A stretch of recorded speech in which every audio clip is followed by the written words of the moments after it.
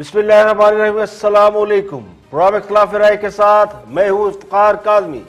हाँ साहब को लाने वालों ने कभी ये नहीं सोचा था कि उन्हें अपनी चॉइस को इस तरह जस्टिफाई करना पड़ेगा कि हुकूमत की नाकामियों का बोझ भी खुद उठाना पड़ेगा। तो बहुत से लोग ये कहते हैं कि अब ये वो हड्डी है जो ना निगली जा रही है ना उगली जा रही है।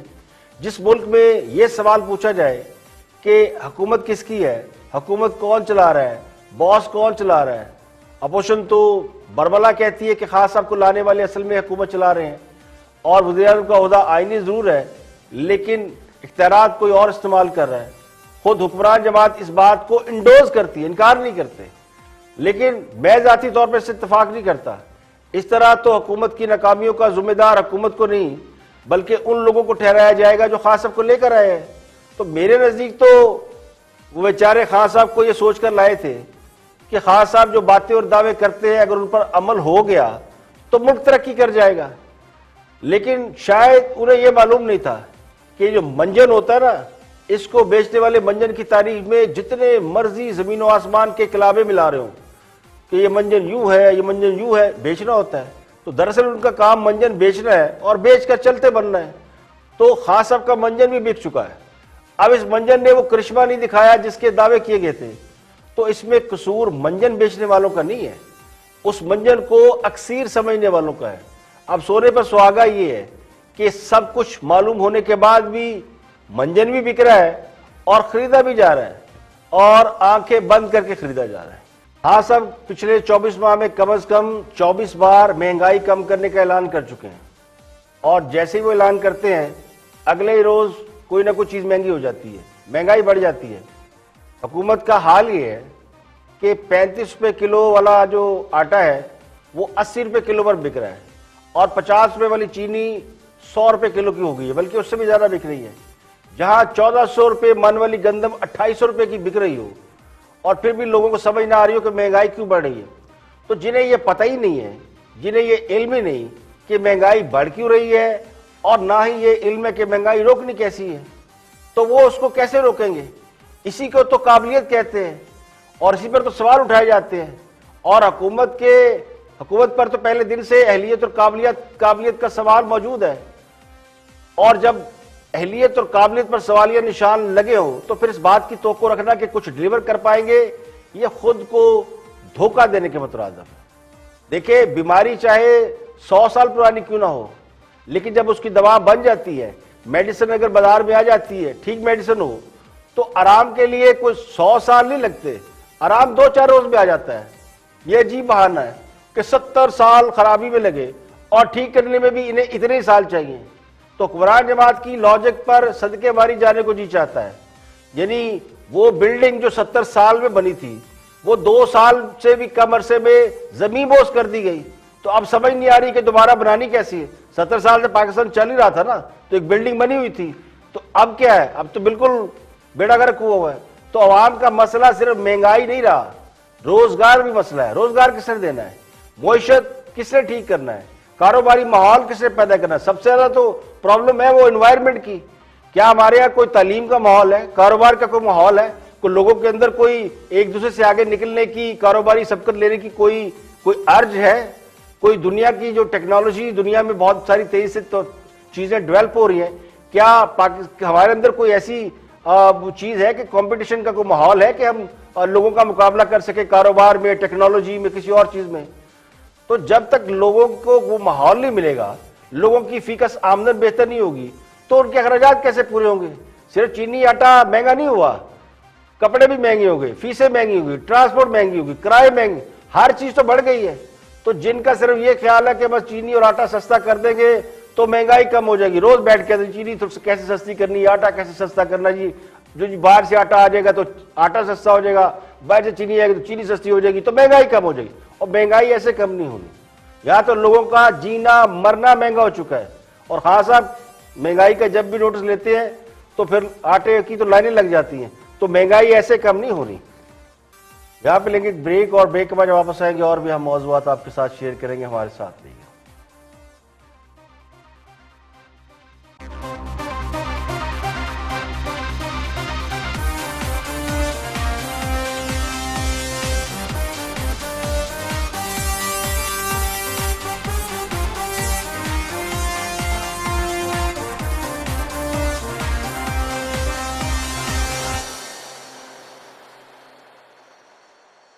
Welcome back. आप देख रहे हैं प्रोग्राम इख्तिलाफ राय, मैं इफ्तिखार काज़मी। ब्रेक के बाद हाजिर खिदमत है, आगे बढ़ते हैं। और कैप्टन सफदर की गिरफ्तारी का मलबा किस पे गिरेगा और कुर्बानी का बकरा कौन बनेगा, इसकी तलाश शुरू कर दी गई है।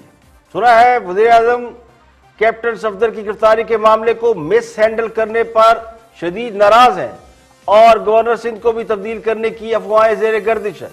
वज़ीर आज़म के करीबी ज़राए के मुताबिक गिरफ्तारी के आसान से मामले को इस कदर पेचीदा बनाने से हुकूमत की सुबकी हुई है और इस मामले की इंक्वायरी फौज के पास जाने से वज़ीर आज़म दबाव का शिकार है और इस मामले से खुद को लाताल्लुक साबित करने के लिए कुर्बानी का बकरा ढूंढ रहे हैं। तो अब कैप्टन सफदर की गिरफ्तारी का मलबा क्या गवर्नर पर गिरेगा या फिर हसास अदारे के किसी आला अहदेदार पर गिरेगा, इस हवाले से मुख्तलिफ क्या सराइयों का सिलसिला जारी है। इब्तदाई तहकीकात और एक नई सीसीटीवी फुटेज मंजरेआम पर आने के बाद यह बात साबित हो गई है कि कैप्टन सफदर की गिरफ्तारी के वक्त नामालूम अफराद सिविल कपड़ों में मौजूद थे जो किसी आम शख्सियत से बात कर रहे थे और यह सिलसिला कोई 40-50 मिनट जारी रहा। गिरफ्तारी के वक्त जो शख्स हदायत लेते और देते पाया गया, इसका पता तो तहकीकात के बाद चल ही जाएगा, लेकिन इस मामले के दो और अहम पहलू हैं।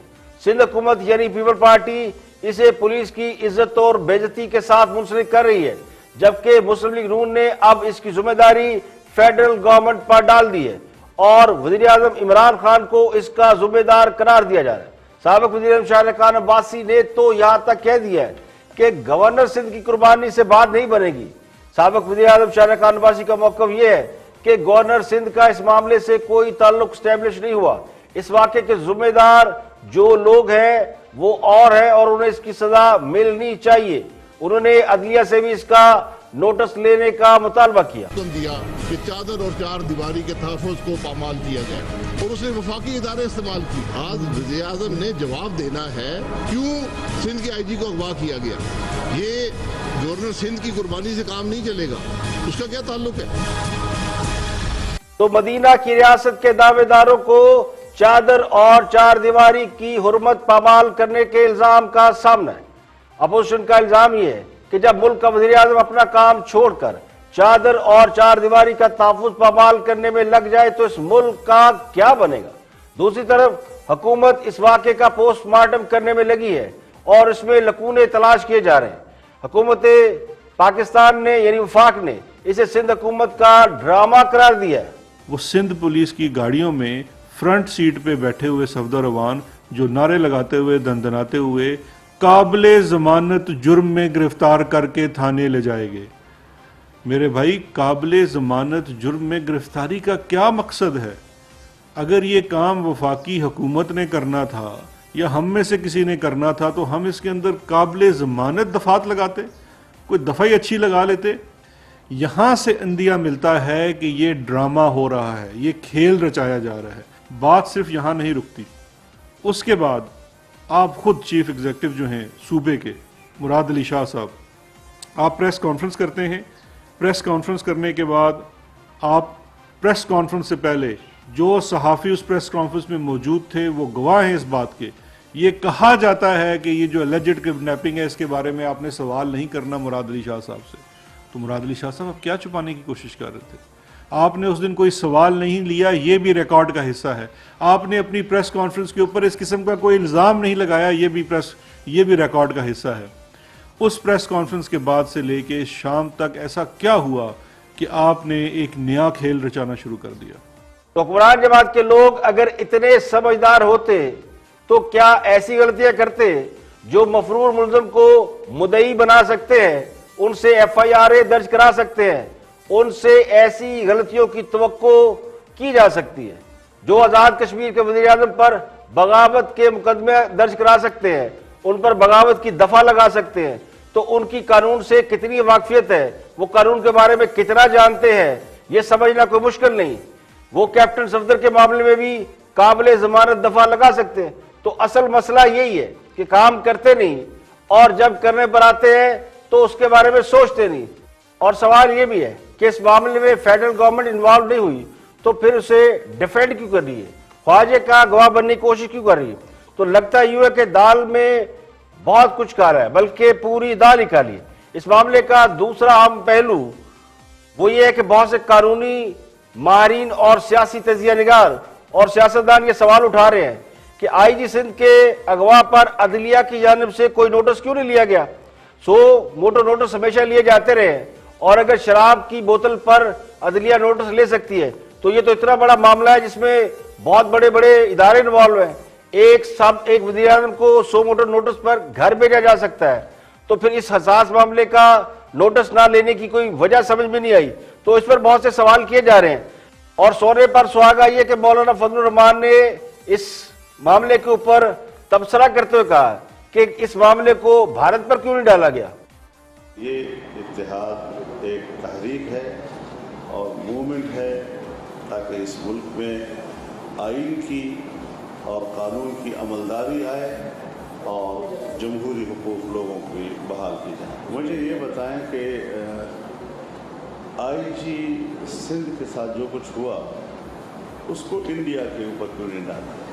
जहाँ तक इस्तीफों का मसला है, हमारे एलामिया में ये ऑप्शन लिखा गया है बाकायदा, तो जहाँ 2-3 और ऑप्शंस हैं हम हर ऑप्शन को लेंगे और जिसमें इस्तीफे का ऑप्शन भी शामिल है। मुशर्रफ ने जब एक हुकूमत बनाई तो मेरा ख्याल उसी वक्त से जो एहतसाब सियासतदानों का शुरू हुआ है और आज तक एहतसाब ही हो रहा है और उसके कोई नताइज नहीं हैं, सिर्फ सियासतदानों के दामन को दागदार करने के लिए इस हद तक जाया जाता है। एनआरओ वो चाह रहा है इस वक्त। तो अपोजिशन ये क्लेम कर रही है कि वो खान साहब जो दावे करते थे कि वो एनआरओ नहीं देंगे, अब अपोजिशन ये कह रही है कि उनसे एनआरओ मांगा जा रहा है। तो बहुत से मामला जो पिछले चंद दिनों में बहुत तेजी से डेवलपमेंट हुई है उनमें हुकूमत बहुत हद तक बैकफुट पर चली गई है, और अब उससे निकलने का जो वहां रास्ता बताया जा रहा है वो ये है कि कराची वाले वाकये में किसी न किसी को कुर्बानी का बकरा बना दिया जाए। अब देखते हैं कि इसमें गवर्नर सिंध का नंबर लगता है या फिर किसी और का।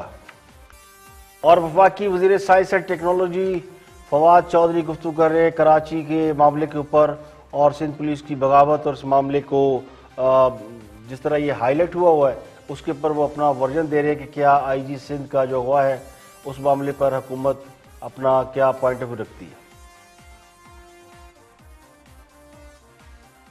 तीसरी बात जो उन्होंने कही है राणा साहब ने कि प्राइम मिनिस्टर साहब को इसका पता था, इसका तो यकीनी तौर के ऊपर प्राइम मिनिस्टर साहब को नहीं पता था, लेकिन नजम सेठी साहब को जब रात को कमरे में घुस के उठाया गया था और जुगनू मोहसन उस कमरे में थी, वो डायरेक्टली नवाज शरीफ साहब के हुक्म के ऊपर हुआ था।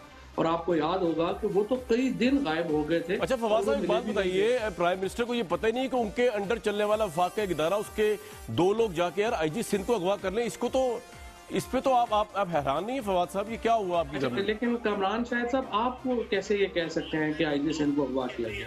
वो तो बिलावल ने भी कह दिया नहीं, तो पूरा पाकिस्तान कह रहा है नहीं, ये किसी ने नहीं कहा।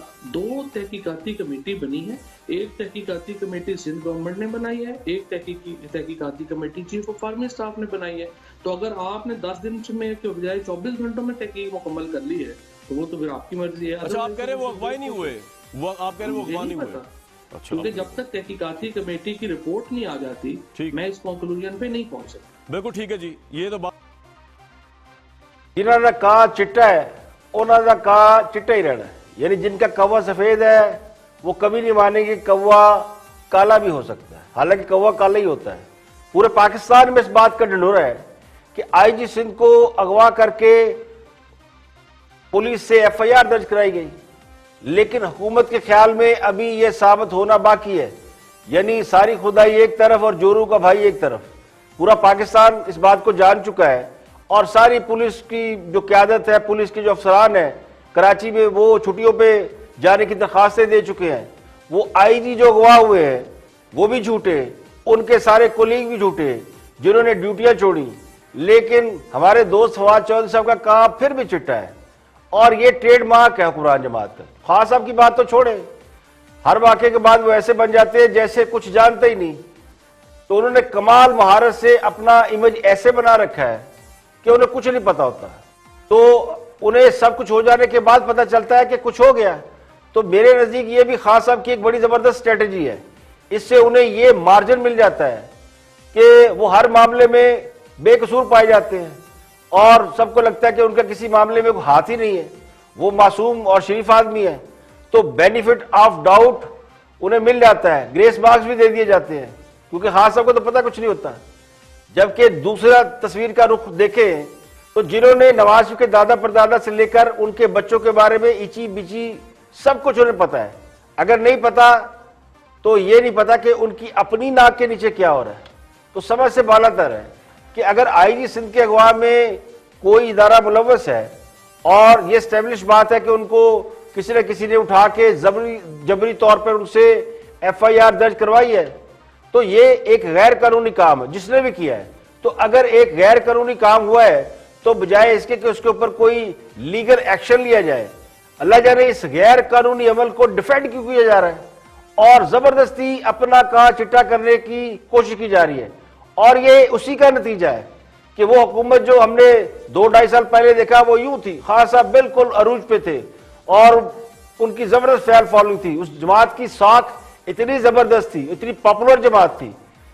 ये उसी का नतीजा है कि हर मामले में अपना कहा चिट्टा करते हैं तो हुकूमत दिन ब दिन जवाल की तरफ जा रही है। आगे बढ़ते हैं और मारूफ तजिया निगार, कॉलम निगार, बहुत सीनियर जर्नलिस्ट सुहेल वड़ैच मौजूदा पॉलिटिकल सिचुएशन के ऊपर बात कर रहे हैं, देखते हैं कि वो क्या कहते हैं। सुहेल वड़ैच। अब अगर सुहेल साहब ये जलसे इस तरह होते, मेरी बिल्कुल मेरी यही ओपिनियन है कि बुरे जलसे नहीं थे लेकिन कोई हंगामा केस भी नहीं थे। अब अगर इन जलसों से हुकूमत नहीं गिरेगी तो एक के बाद दूसरा हो गया, दूसरे के बाद तीसरा हो जाएगा, तीसरे के बाद 30वां हो जाएगा।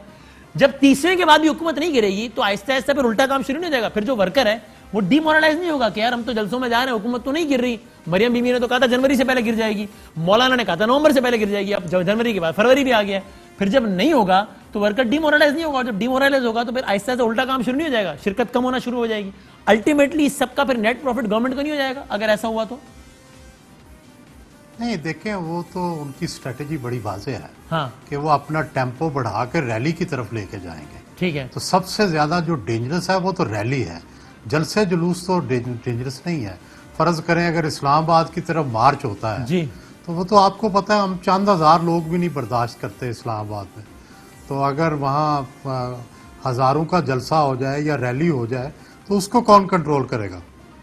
लेकिन 126 दिन का हुआ ना और उससे हुकूमत टस से मस भी नहीं हुई। हालांकि तब तो सब एक पेज पर भी नहीं थे। मौलाना फजलुर रहमान का हुआ तो वक्त पड़ गया, खादिम रिजवी साहब का हुआ तो मुसीबत पड़ गई। लेकिन अल्टीमेटली तो खादिम रिजवी साहब को और मौलाना साहब को ही वापस जाना पड़ा ना, हुकूमत को तो घर नहीं जाना पड़ा। नहीं जाना, लेकिन अगर कोई वापस ना जाए तो फिर क्या करेंगे? उसको थका के मारेंगे कि आखिरकार कितने दिनों तक बैठेंगे? 126 दिन बाद घर ही जाना ही पड़ा। हुकूमत भी थक सकती है ना। आपके ख्याल में थकेगी? भी थक सकती है। आपके ख्याल में थकेगी? जी बिल्कुल थकेगी और घर जाना पड़ेगा। थकेगी। ये तो कहना बड़ा, कोई माने या ना माने, लेकिन साबका हुकूमतों के दौरे हुकूमत में होने वाले धरनों के हवाले से ये तासुर मौजूद है कि उनके पीछे खुफिया ताकतें थी, ताकतवर लोग थे जिन्होंने अपने अपने मकासद पूरे करने के लिए धरने कराए और उसके बाद उन धरनों को कॉल ऑफ भी करा दिया। उनमें से कोई भी धरना खालिसन हुकूमत गिराने के लिए नहीं था, बल्कि हुकूमत को कट टू साइज करना था। क्योंकि अब वो धरने खत्म हो चुके, तो जब धरने हो जाते हैं तो उसके बाद ये पता चल जाता है कि इन धरनों के एक्चुअली पीछे क्या था। तो आसान अल्फाज में ये भी कहा जा सकता है कि उस वक्त की हुकूमतों को, खा वो हुकूमत पीपल पार्टी की थी या वो नून लीग की हुकूमत थी, असल मकसद हुकूमत गिराना नहीं था बल्कि उन्हें औकात में लाना था, कट टू साइज करना था। आसिफ अली जरदारी के खिलाफ या पीपल पार्टी की हुकूमत के खिलाफ तारुल कादरी ने धरना दिया था और उसके बाद बहुत से लोगों ने नवाज शरीफ दौरे हुकूमत में धरना दिया। तो इन सब धरनों के पीछे यही मकासद कार फरमा नजर आते हैं। तो धरना किसकी इमा पर हुआ, किन्होंने दिलवाया और कैसे लोग उसमें से उठ के चले गए, तो उसमें और अब जो मौलाना फजलुर रहमान ने पिछले साल धरना दिया था वो जरा मुख्तलिफ था। उन्हें मुतालबात पूरा करने की यकीन दहानी करके वापस भेजा गया। बुनियादी तौर पर तो वो धरना हुकूमत गिरा के घर वापस जा रहा था, लेकिन उनसे धोखा हो गया, वादा वफा नहीं हुआ। अब सूरत हाल मुख्तलिफ है, अब उन्हें भी तजर्बा है जो वादा लेके वापस गए थे। अब अगर अपोजिशन इस्लामाबाद में धरना देने में कामयाब हो गई, यानी हाइपोथेटिकली सोचे कि अगर अपोजिशन जलसे करती है, रैलियां करती है, उसके बाद इस्लामाबाद चली जाती है, इस्लामाबाद की तरफ चल निकलते हैं, तो फिर बड़ा मुश्किल हो जाएगा। फिर किसी भी खुफिया ताकत के बगैर उससे निपटा नहीं जा सकेगा। इसलिए तो अपोजिशन ने जो सबसे पहले मुतालबा रखा वो उन ताकतों को न्यूट्रल रहने का है, यानी कि सियासत से लाताल्लुक रहने के जो मुतालबे किए जा रहे हैं वो इसलिए किए जा रहे हैं कि अगर अपोजिशन एफर्ट करती है तो फिर वो लोग बीच में आ जाते हैं कि जनाब कॉल ऑफ कर दे, ये मुल्क के लिए ठीक नहीं, या कोई और वजूहात बता के वो वापस भेज दिया जाता है। लेकिन अगर दूसरी पिक्चर देखी जाए तो हुकूमत की अपनी नाकामियों का बोझ इतना है कि इस बोझ से उसकी कमर दोहरी होती जा रही है। अगर अपोजिशन इस्लामाबाद में धरना दे दिया तो मुझे नहीं लगता कि हुकूमत में इतनी सख्त है कि वो अवाम को इस बात पर कन्विंस कर सकें कि उन्हें मजीद वक्त दिया जाए। तमाम मुआशी इंडिकेटर, दाखिली और खारजी हालात, हुकूमती अमूर पर गिरफ्त में नाकामी, आपने देखा कितना लॉ एंड ऑर्डर खराब है, अनरेस्ट है, नाहली, काबिलियत में का फुकदान, ये सब हुकूमत का बैकलॉग है। तो ये सब हुकूमत की फेवर में नहीं जाएंगे। अब जिस हुकूमत के क्रेडिट में नाकामियां ही नाकामियां हो और कामयाबी एक भी ना हो, तो उसके लिए फिर अवाम का सामना करना या अवाम के सामने ठहरना, किसी अवामी कुव्वत के सामने ठहरना आसान नहीं होता। यहाँ पे लेकिन एक ब्रेक, और ब्रेक के बाद वापस आएंगे और भी हम मौजूदात आपके साथ शेयर करेंगे। हमारे साथ रहिएगा।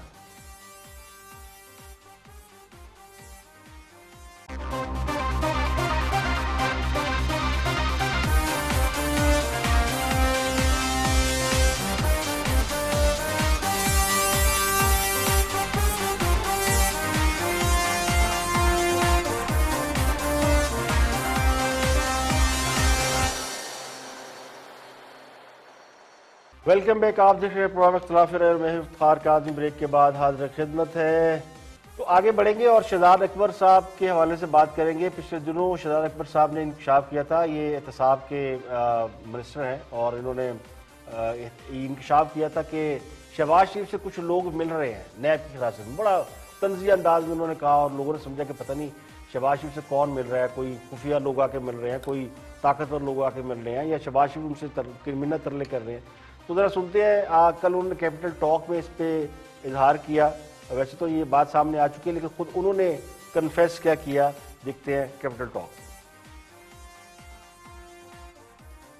आपको थोड़े दिन पहले आपने एक दावा किया था कि शहबाज शरीफ साहब की खुफिया मुलाकातें और ये नैब की कस्टडी में, कुछ पता चला वो किन को मिले हैं? जी, हमें तो सब पता चलता है और हमें पता भी चलता रहता है वो जिन लोगों को भी मिल रहे थे। मेरा ख्याल है उनका मिलना को बहुत बराबर साबित नहीं हुआ, लेकिन उनका मिलना जो है वो बड़े भाई को बहुत नागवार गुजरा था। मैंने पहले भी कहा था। अच्छा, तो ऐसे लोगों को मिले थे जो बड़े भाई को अच्छे नहीं लगते? नहीं, अपनी पार्टी के लोग थे, ऐसी बात नहीं। अच्छा, पार्टी के लोग थे। तो अब आपने जो खत लिखा, तो जनाब खोदा पहाड़ निकली चुईया और वो भी मरी हुई, इसे कहते हैं बैड पॉलिटिक्स। यानी शहबाज शरीफ से अगर उनकी पार्टी के लोग मिल रहे हैं तो उसके बाद हुकूमत की तरफ से ये इब्हाम पैदा किया जाए कि शहबाज शरीफ खुफिया मुलाकातें कर रहे हैं।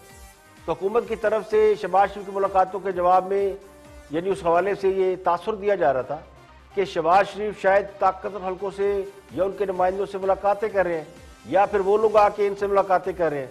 तो ये तासुर इसलिए दिया गया, और बड़ा तंज़ी अंदाज में शेर रशीद भी आए, उन्होंने कहा हाँ लोग मिल रहे हैं उनसे, और शहजाद अकबर साहब ने कहा कि जनाब वो तो मुलाकातें जारी हैं, लेकिन उनको कुछ जो है वो जो है उनका कुछ वो नहीं हो रहा, यानी उन मुलाकातों का कोई उनको समर नहीं मिल रहा, समरात नहीं मिल रहे। ये तासुर इसलिए दिया गया कि लोग ये समझे कि शहबाज शरीफ माफी तलाफी जान छुड़ाने के लिए और बकौल खान साहब एनआरओ के लिए मिन्नत तरले कर रहे हैं। तो शहबाज शरीफ के मुलाकात के बारे से शेर रशीद ने भी बहुत सी यानी सनसनी छोड़ी और खबर में सनसनी पैदा करने की कोशिश की। वैसे ही वो कई दिनों से मुस्लिम लीग नून में से मुस्लिम लीग शीन की डिलीवरी यानी पैदाइश करने की कोशिश कर रहे हैं। अब चूंकि उनका मैटर्निटी का तजर्बा है नहीं, इसलिए उन्हें ये नहीं मालूम कि ये पैदाइश होगी कब, तो उल्टी सीधी तावीलें देते रहते हैं। इस मुलाकात को उन्होंने बहुत मिस्टीरियस बनाकर पेश किया था कि उन्हें पता है कि शहबाज शरीफ किससे मुलाकातें कर रहे हैं। इसके अलावा उन्होंने एक और मिस्टीरियस छोड़ी कि हमें पता है कि इस्तांबुल में कितने बज के कितने मिनट पे किसकी कहाँ से मुलाकात हुई। तो अब ये खुदा खुद शहजाद अकबर ने खोल दिया है कि शहबाज शरीफ से नैब की तहवील में कोई और नहीं जाके मिला, उनकी पार्टी के चंद लोग गए थे। तो ये बात वो पहले भी कह सकते थे लेकिन इससे ये 12 मसालों वाली चाट कैसे बनती? तो ये है वो सियासत जिसमें चीजों को ट्विस्ट किया जाता है, हालात और वाकयात को किस तरह ट्विस्ट किया जाता है। ये उसकी एक बहुत बड़ी एग्जाम्पल है, मैंने इसलिए क्लिप दिखाया।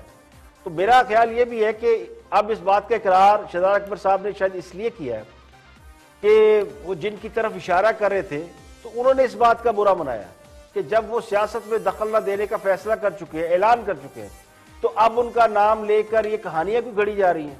तो बुनियादी तौर पर ये शटअप कॉल थी जिसके जवाब में उन्हें ये रिवील करना पड़ा कि जनाब वो तो उनके अपने लोग थे जो मिलने आए थे, तो अपने लोगों से मिलने में क्या बुराई है, इसमें कौन सी सनसनीखेजी है। अब उसमें एक नया ट्विस्ट, यानी बाज तो आना नहीं, तो एक एंगल दे दिया गया कि शहबाज शरीफ को नवाज शरीफ की शिकायत लगाई गई है, जिसके बाद शहबाज शरीफ ने नवाज शरीफ से फोन पर बात की और उन्हें कुछ समझाया बुझाया, यानी बाज फिर नहीं आना है।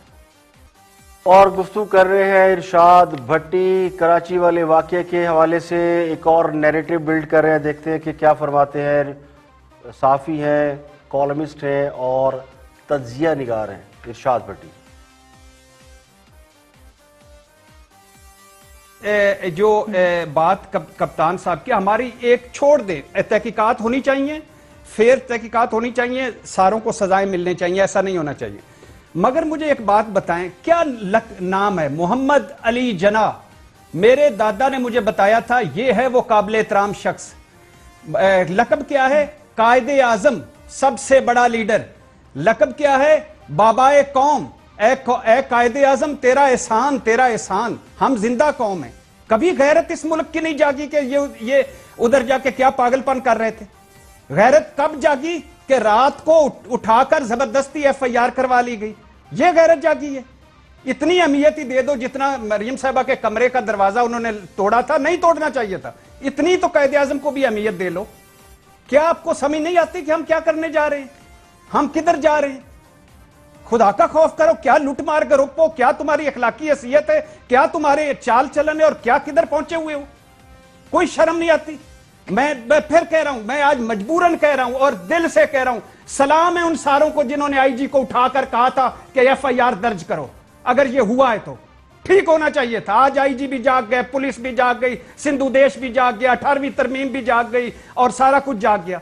जब ये जरदारी साहब की मिलों पर गन्ने पहुंचा रहे थे उस वक्त नहीं इनको याद आई पुलिस हुई थी। AD खाजा को जबरी रुखसती पर भेज दिया, उस वक्त नहीं याद आई यान अली। और जब वो उजैर बलोच जब बंदे मारता रहा, भत्ते लेता रहा, बंथलियां देता रहा, उस वक्त ये पुलिस सोई हुई थी। कलीम इमाम के साथ क्या हुआ? गुटके का कारोबार क्या है, ईरानी तेल का कारोबार क्या है, पेट्रोल पंप क्या है, सारी पुलिस सोई हुई थी। कायदे आजम के मिजार पर पुलिस जाग गई। लगता यूं है कि ये बात स्टेब्लिश हो गई है कि कराची में IG सिंध का अगवा किसने किया था, इसलिए तो उन्हें दाद दी जा रही है, उनको सलूट किए जा रहे हैं। पंजाबी की एक मिसाल है, चोर नालू पंड काली, तू कौन तो मैं खौम खा, या कोई साड़ी भी सुन लो। सवाल मज़ार कायद की बेहुरमती का नहीं है। मज़ार पर नारे लगाने से मज़ारों की बेहुरमती नहीं होती। बड़ी बड़ी रूहानी और दीनी शख्सियात के और इल्मी शख्सियात के बुजुर्गों के मज़ार पाकिस्तान में भी हैं, इंडिया में भी है, दुनिया के कई ममालिक में हैं। वहां पे तो लोग इससे भी बुलंद आवाज में नारेबाजी करते हैं, और नारे के बगैर तो लोग मज़ारों पे जाते ही नहीं है। तो नारेबाजी का मतलब कतन किसी की बेहुरमती नहीं होती। और हजरत कायद आज़म रहमतुल्लाह अलैह के मज़ार के हवाले से जो सियासी खेल खेलने की कोशिश की गई है, मेरे नज़दीक वो बैकफायर कर गया है, वो खेल चौपट हो गया है, वो साजिश नाकाम हो गई है। जिनका ख्याल ये था कि कौम कायद आज़म रहमतुल्लाह के नाम पर जज्बाती हो जाएगी और इन पर तू करेगी, लेकिन ये तो उल्टा काम हो गया। वो सारे चीटे वापस उनके अपने दामन पर पड़ रहे तो चीखें निकल रही है। अब सवाल ये कि लोग अगर बाबाए कौम के सामने जाकर फरियाद नहीं करेंगे तो कहाँ करेंगे? अब मुखालफिन को तो आप ये कहते हैं कानून का एहतराम करो, लेकिन खुद कानून पर अमल करते हुए कितनी तकलीफ हो रही है। सिंध पुलिस और इसके IG का खाली ये मसला नहीं है, मसला उस अंधे राज का है। यानी ये कौन सा मुल्क है जहां पे अंधेर नगरी और चौपट राज की तारीफें की जा रही हैं? क्या किसी गलत अमल की इस बात पर सताइश करना कि इसका ताल्लुक सिर्फ आपके जज्बात और एहसासात से है, ये कानूनी कैसे हो गया? शर्म तो उन लोगों को आना चाहिए जो इस मसले पर ऐसे दलाइल दे रहे हैं जैसे अगर ये वाकया ना होता तो पाकिस्तान का जीडीपी 6% हो चुका होता। इस मुल्क में असल मसला हुकूमतों की नलायकी है, सिर्फ मौजूदा हुकूमत नहीं है, माजी में भी जो हुकूमतें रही है वो इसी तरह कंप्रोमाइज के जाल में खुद को फंसा लेती है और फिर मक्खी की तरह मकड़ी के जाल में इस तरह फंसती है कि रुसवा होकर ही निकलती है। तो ये जो कराची वाला वाकया है, इस पे एक सेगमेंट ऑफ लाइफ, एक नया स्कूल ऑफ थॉट, वो जो आगे कह रहे हैं कि बड़ा अच्छा हुआ आईजी सिंध को अगवा कर लिया गया। अब वो लोग जो आईजी सिंध को अगवा करने वालों को शाबाश दे रहे हैं, उन्हें मुबारकबादें दे रहे हैं, या ये कह रहे हैं जी उन्होंने बड़ा अच्छा काम किया, वो कोई अकल को हाथ मारे, कोई लॉजिक की बात करें। अगर इस तरह करना है तो फिर ये जो बाद में आप इदारों पर इल्ज़ाम लगाते हैं जी कि इदारे अपनी हदूद में नहीं रहते और इदारे इख्तियारात का नाजायज़ इस्तेमाल करते, फिर ये सवाल भी ना उठाया करें। नदीम अफजल चंद वज़ीर-ए-आज़म के मावन खसूसी हैं, वन ऑफ मावन खसूसी, काफ़ी मावन खसूसी हैं, उनमें से एक नदीम अफजल चंद भी हैं। देखते हैं कि वो क्या फरमाते हैं सारे मामले के ऊपर। ऑनेस्टली जवाब दें जी। इन्होंने जो कुछ किया गलत किया, ठीक है? नहीं, गलत किया, आप इनको सजा क्यों नहीं हुई? फिर मेरा सवाल सिर्फ जबानी कह देना, अहमद मीर सिर्फ कह दे गलत किया इतने में काफी तो नहीं है। तो सुन लेना चंद जी, ये जो आटा चीनी गंदम महंगा हो रहा है, इसमें क्या ये बात दुरुस्त नहीं है कि ये आपने अपनी गंदम और अपनी चीनी को एक्सपोर्ट किया और इसलिए किया कि आपकी काबीना को, आपके वजीर आजम को, आपकी ब्यूरोक्रेसी ने गलत फिगर्स दी।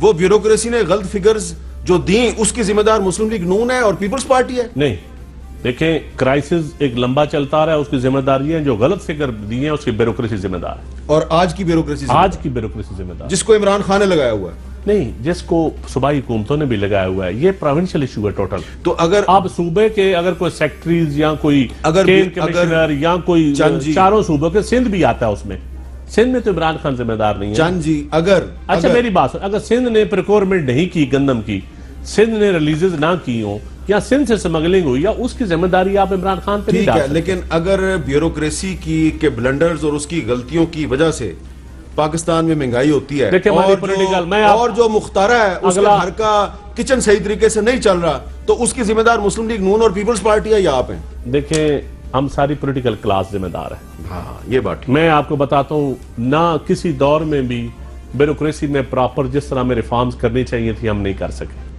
ना आज कर पा रहे हैं। सच्ची बात, ये भी जिम्मेदार है, हर दौर के सियासतदान जिम्मेदार है, हम कलेक्टिव उस पर रिस्पॉन्सिबिलिटी है। तो एक्शन क्यों नहीं लेते आप? हम कमजोर हैं। ओए होए, देखिए, ये बात बहुत से लोग कह रहे हैं कि हुकूमत कमजोर है और इस कमजोरी का खमियाजा अवाम को भुगतना पड़ता है। जिसका जी चाहता है कीमतों में इजाफा कर देता है, जिसका जी चाहता है जहीरांदोजी करके चीजें मार्केट से गायब कर देता है। ना उसे को पूछने वाला है, ना किसी का ब्यूरोक्रेसी पे कंट्रोल है, ना अवाम से लूट मार करने वालों पर किसी का कंट्रोल है।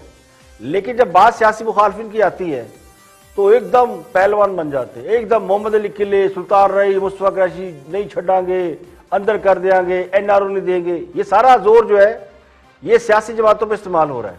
अगर ये सारा जोर हुकूमतें माफिया पे लगाए, उन लोगों पे लगाए जो आटा और चीनी महंगा कर रहे हैं, जो लोगों की जेबों पे डाके मार रहे हैं, उन पर नहीं इस्तेमाल हो रहा। सारी ताकतें सिर्फ सियासी जमातों पर इस्तेमाल करने के लिए और इक़्तिदार की हिफाजत के लिए। महंगाई का मलबा पिछली हुकूमत पे डाल दो, महंगाई वो भी साबकीन पे डाल दो।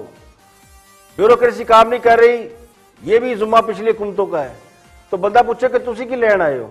अगर ब्यूरोक्रेसी कंट्रोल नहीं कर सकते, हुकूमत चलाने की समझ बूझ नहीं है, तो इस बात की सजा खुदा के लिए अवाम को क्यों दे रहे हैं? खुद मान रहे हैं कि हम कमजोर हैं जी।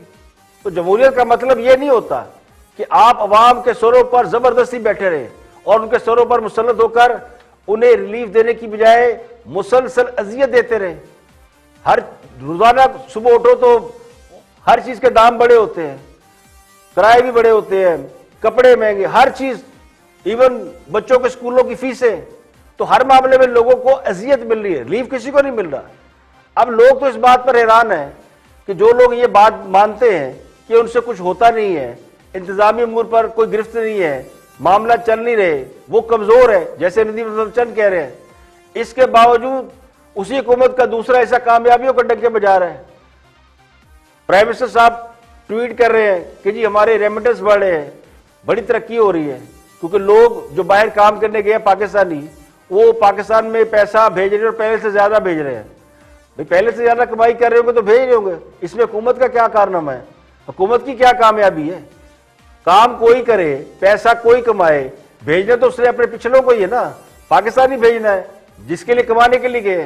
तो इसको भी अपनी कामयाबी को, बड़ी कामयाबी, क्या ये हुकूमत की कामयाबी है कि रेमिटेंस में इजाफा हो रहा है? और कितना को हो रहा है? चंद मिलियन डॉलर, यानी अभी टोटल मिला के कहते हैं 6-7 अरब डॉलर हमने हमारे पास हो गया है। भाई 19, 20, 25 अरब डॉलर रेमिटेंस आता रहा है इस मुल्क के अंदर। तो इस पे कामयाबी के डंके बजाए जा रहे हैं, यानी पैसा कहीं से भी आए, हथियात मिले, चंदा मिले, रेमिटेंस मिले, तो उसको कामयाबी समझते। तो और अगर इसी को कामयाबी समझ लिया गया है तो फिर बाकी काम क्या करेंगे? आज के लिए इतना ही, कल फिर हाजिर होंगे मजीद खबरों और तबसरों के साथ। प्रोग्राम इख्तिलाफ राय से इफ्तिखार काज़मी को इजाज़त दें। अपना बहुत बहुत ख्याल रखिए।